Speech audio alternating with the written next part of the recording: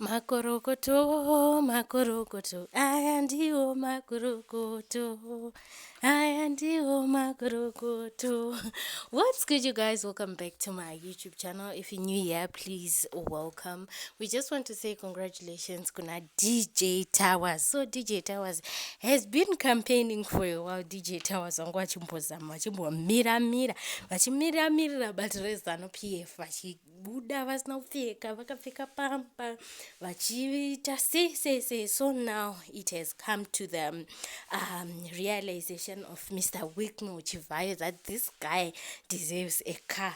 So honorable DJ takutovati honorable kana kuti munhu akufamba nemota inohlisa, DJ Tawaz vaakufamba nemota, guys. He has been given a car naseWicknell, plus not just a car plus 50,000 pamusoro. Hanzi wozora huchi vachiradza kuti aiwa ed huchi because aiwa dzungu, hanzi dzungu rinobhadhara, raTawaz rabhadhara, guys. So yeah, vaimbomita pati vachimuseka vachiita sei, aiwa dzungu raTawaz rabhadhara. Tawaz has been given a car by Mr. Wicknell Chivhayo, and we just want to say congratulations to him, makorokoto. And I think one of the most excited people will be Mabrijo, because these two, they really get along, guys.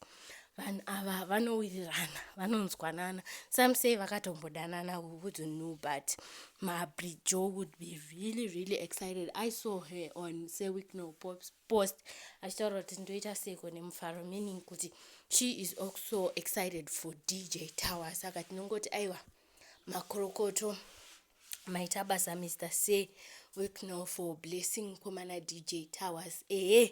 Angadaro asina kuwana zvake chinzvimbo chekuita brand ambassador weScotland, but awana chinzvimbo chekuita brand ambassador weZanu PF achimiririra bato. So mukomana Tawaz akufamba neJaguar, and yeah, zvinhu zvinofadza. Tinomukorokotedza katatu kasingagume. Saka naiwayo aiwa tinongoti makorokoto kune mukomana. Comment down below what you guys think about this Tawaz issue. Kuti campaign yacho iri worth it here, guys. Tawaz akashanda. Todotaura nacho kwadi. Tawaz, when it comes to working for Zanu PF, aiwa Tawaz akashanda. Achibvisa hembe, achibuda akapfeka mapampa, achiita say a lot that he did. So now his work is now paying. Imi maizvikwanisa here zvaakaita. Let's be honest. Pana aizozvigona here zvaita DJ Tawaz? Hapana. So let him enjoy. He deserves the car. Let him enjoy, and also the money. And I hope kuti vana vanopiwa mari nemota nechichi vanoita zvinhu zvine musoro kupera kwezuva, because once mari wangu ibata, man, zvainoita ine kamwe kaspirit kainako. Regai the love of money is the root of all evil.